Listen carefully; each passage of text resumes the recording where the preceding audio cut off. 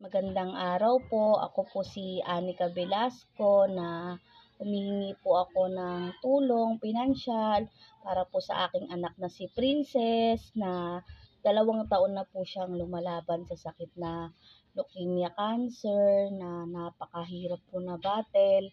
Lagi po kaming nasa ospital at grabe po yung mga gastusin. Pag wala pong gamot sa ospital, bumibili po kami.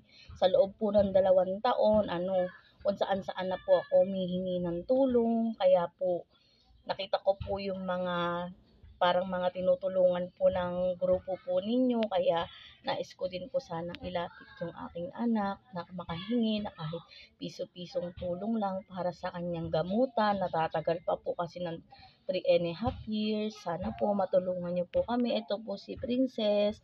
7 years old na po siya ngayon. Bali, 5 years old pa lang po, nagbabattle na po siya ng leukemia cancer.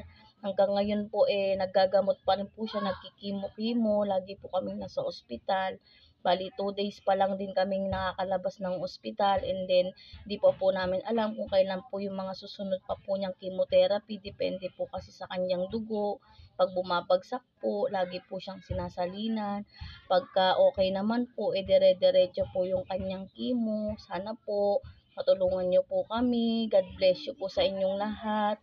Maraming salamat po. Thank you po.